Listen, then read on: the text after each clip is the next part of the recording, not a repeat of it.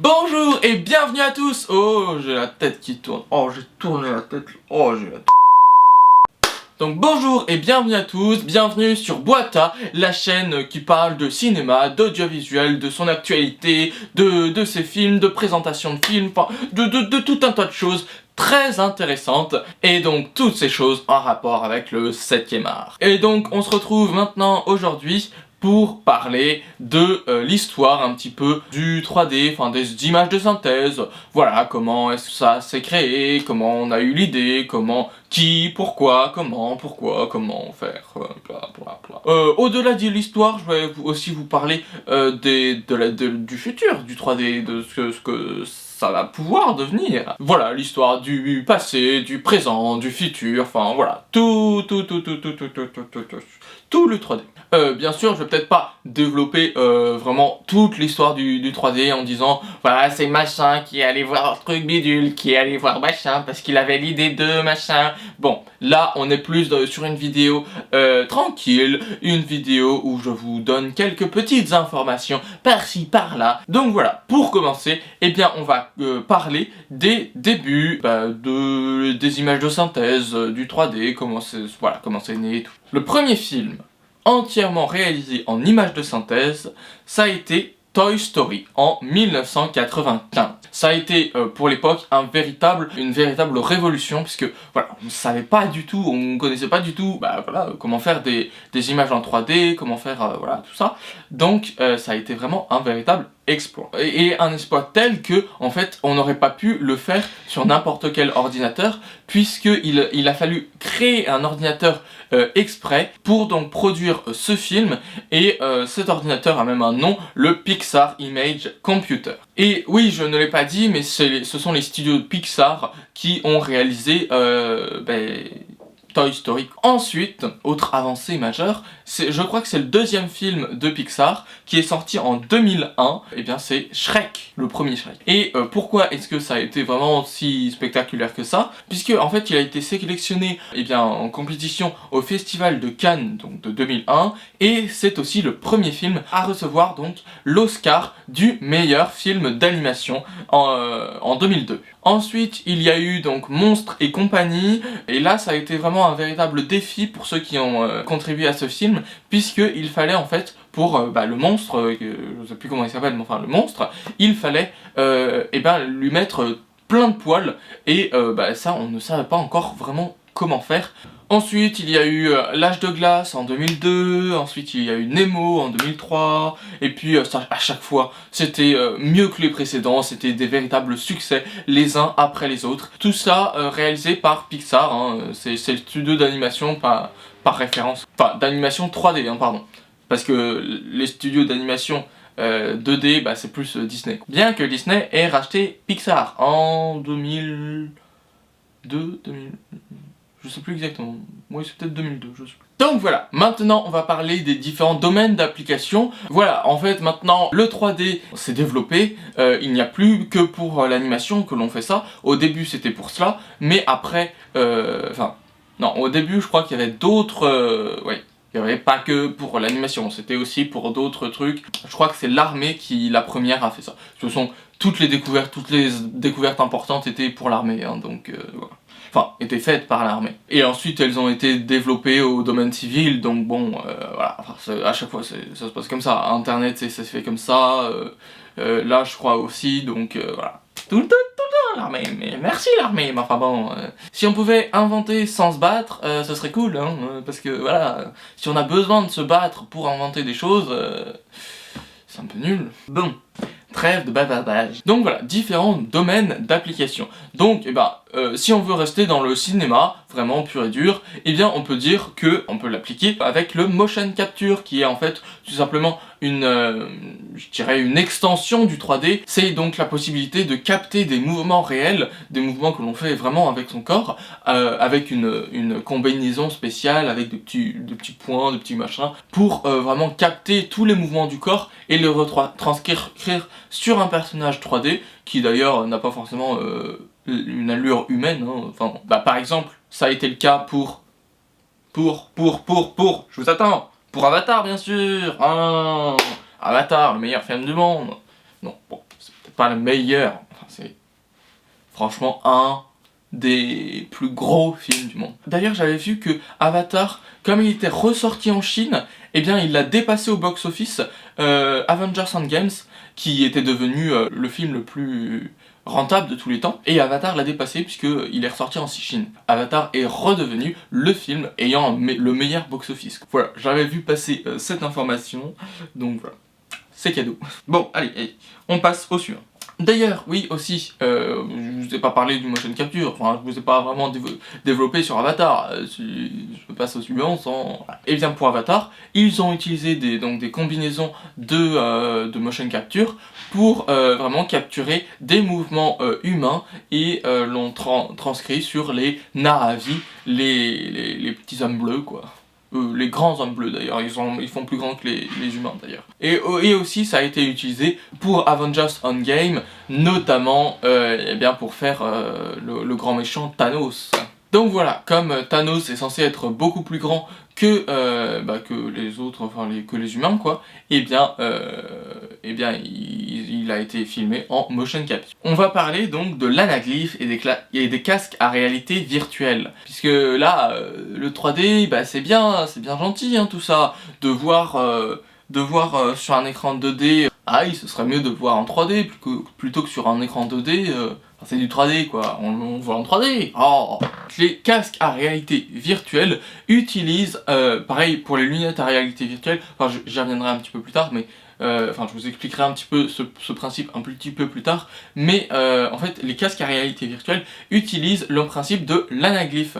Alors l'anaglyphe, vous me direz, qu'est-ce que c'est que ce mot barbare là hein? Donc ce mot barbare signifie que comme on a un petit décalage entre les yeux, et bien cela fait qu'on ne perçoit pas la même chose avec l'œil droit qu'avec l'œil gauche. Oui, ça c'est mon œil droit, ça c'est mon œil gauche. Bon, c'est peut-être inversé sur la caméra, mais enfin bon. Donc, là, notre œil droit, là, notre œil gauche. On ne perçoit pas la même chose. Pas exactement. Là, par exemple, si je mets ma main juste là, par exemple, avec mon œil gauche, si je ferme mon œil droit, je vois la caméra, mais si je ferme mon œil gauche et que j'ouvre mon œil droit, bah là, je vois ma main, je vois pas la caméra. On voit pas exactement la même chose.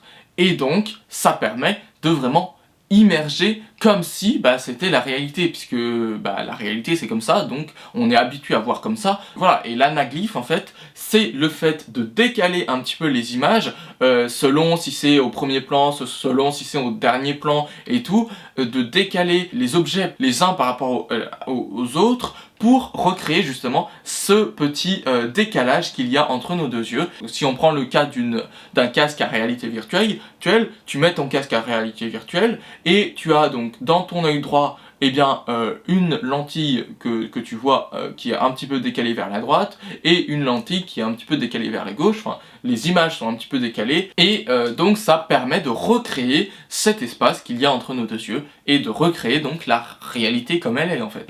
J'espère que c'était clair hein. Et donc en fait pour les lunettes à réalité virtuelle c'est exactement la même chose. Vous savez ces lunettes bleues et rouges, et bien c'est exactement la même chose. En fait on va mettre donc un écran devant nous, l'écran que l'on veut voir, le film que l'on veut voir en 3D. Et ce film aura la particularité d'avoir les objets déplacés un petit peu vers la gauche et d'autres un petit peu déplacés vers la droite. Mais ceux qui sont déplacés un petit peu vers la gauche vont être bleus, ceux qui sont décalés un petit peu vers la droite vont être rouges, et vous l'aurez compris, avec la lunette rouge on voit pas ceux qui sont en rouge, avec la lunette bleue on voit pas ceux qui sont en bleu, et donc on voit juste que ça a été décalé, que ça a été décalé, enfin voilà, du coup ce qui fait que nos deux yeux ne voient pas exactement la même chose, puisque voilà, il y en a, la lunette bleue cache ce qui a été décalé en bleu, et la lunette rouge cache ce qui a été décalé en rouge, enfin voilà. Bon, là aussi j'espère que c'était clair, puisque je trouve pas d'autres mots pour expliquer ça.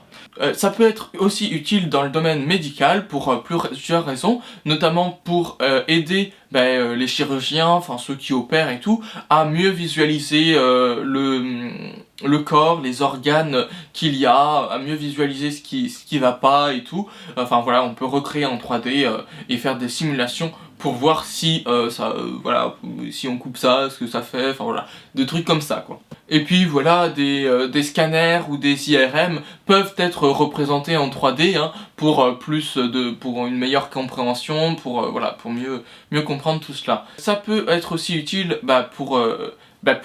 par exemple si on a besoin d'une prothèse et tout, par exemple si, je sais pas, on s'est cassé un os, on doit remplacer un os, je crois que ça s'est fait, bon, je suis pas sûr, mais je crois que ça s'est fait, et bien on peut recréer cet os en 3D avec une imprimante 3D, l'imprimer, ou même pour les prothèses les prothèses de jambes voilà, que l'on peut imprimer en 3D. Enfin voilà, il y a tout un tas de choses que l'on peut imprimer en 3D pour voilà, aider notre corps, enfin voilà. Et maintenant on va parler de la télévision. Si vous regardez notamment le 20h sur TF1, il y a peut-être aussi sur France 2 la même chose pour leur 20h, mais enfin, en tout cas le 20h de TF1 c'est ce que je regarde pour regarder les infos, donc c'est ce que je connais, donc je peux vous dire qu'il y a ça sur le 20h de TF1, bon voilà. Et donc il y a sur le plateau du tournage du JT, eh bien il y a des points en fait au plafond, plein de petits points, pour aider la caméra, enfin toutes les caméras qu'il y a à se repérer dans l'espace, se repérer par rapport à ces points. Elle est ici, elle est là, elle est là-bas, ou elle est axée comme ci, comme ça, voilà, vers le haut, vers le bas, enfin voilà, pour se repérer quoi, tout simplement. Ça aide la caméra à savoir se repérer dans l'espace. On peut donc incruster sur le plateau de TF1 des images en 3D. Et voilà, notamment au moment de Noël, je crois, ils le font souvent, un arbre en 3D. Et donc, voilà, quand on change de caméra, et bien comme chaque caméra connaît sa position par rapport à l'espace et par rapport aux autres, et bien le sapin va pas bouger de place, quoi. Il va rester au même endroit. Et enfin, on va parler de l'impression 3D. Donc voilà, dans le futur en fait, de ce qui pourrait évoluer dans le 3D, eh bien c'est déjà l'impression 3D, je pense que ça pourrait largement se démocratiser, bien que ça commence à le faire. Hein. Eh bien par exemple, il commence à y avoir des maisons qui sont construites en 3D, c'est-à-dire voilà, il y a du béton qui est coulé en 3D avec une machine. Bon, c'est sûr, c'est pas la petite imprimante 3D que tu as chez toi, hein. C'est la grosse imprimante 3D avec des gros trucs et tout, qui fait couler du béton et tout. Il y a déjà des maisons qui ont été construites en 3D comme ça, et c'est beaucoup moins cher apparemment. Après, je vous l'ai dit, on peut imprimer des prothèses médicales. Il y a aussi, on peut imprimer notamment de la nourriture, qu'on peut imaginer que voilà, on puisse imprimer en 3D de la nourriture plus tard. De la nourriture même peut-être complexe, comme des pizzas, comme...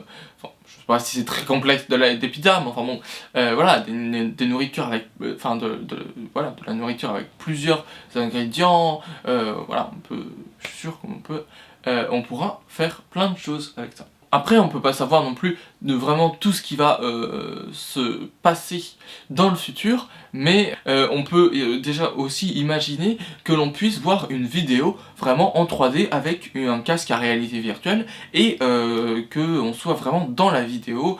Bon, pour l'instant, ça n'existe pas vraiment, je crois. Enfin, en tout cas, ce qui existe ne marche pas énormément. Mais on peut imaginer que plus tard, voilà, tu prennes ta caméra 3D, au lieu de faire un selfie avec ton téléphone, tu prennes ta caméra 3D. On peut même imaginer que sur ton téléphone, il y a une caméra 3D que tu prennes et que tu puisses la voir avec tes lunettes à réalité virtuelle. Et il y a aussi, je crois, des lunettes, comment dire, à réalité augmentée. Donc, pas réalité virtuelle, mais réalité augmentée. Et du coup, en fait, tu vois ton environnement, enfin voilà, la réalité quoi, mais en plus tu peux incruster des éléments 3D qui n'existent pas dans ton environnement quoi. Après voilà, ça ne s'est pas vraiment très démocratisé, on n'a pas tous ça chez soi, sûrement que dans les prochaines années, il va y avoir des nouvelles technologies qui vont arriver, et voilà. Bon, là, c'était pas vraiment trop en rapport avec le cinéma, hein. Enfin, au début un petit peu, après on a un peu développé sur d'autres sujets. Donc voilà, j'espère que ça vous aura quand même plu. Dites-moi en commentaire ce que vous en avez pensé. Voilà, les nouvelles technologies, moi c'est un domaine qui me passionne aussi. Enfin, voilà, j'aime bien essayer de savoir ce qui va se passer ensuite. Enfin, toutes les nouvelles technologies qui vont pouvoir émerger. J'aime bien être à l'affût de tout cela. Et donc moi je vous dis à demain pour eh bien c'est un court métrage normalement, donc voilà, je sais pas exactement quel court métrage vous aurez demain, mais enfin De toute façon, demain 18h, rendez-vous. Et bien maintenant, je pense que c'est à vous d'agir, c'est à vous de vous abonner, allez-y. Et puis si vous voulez aller regarder d'autres vidéos, n'hésitez pas à aller regarder les vidéos suggérées qui sont juste là. Et ma dernière vidéo qui est juste là, allez-y, voilà, je vous attends. Je vous attends. Allez, allez, c'est fini.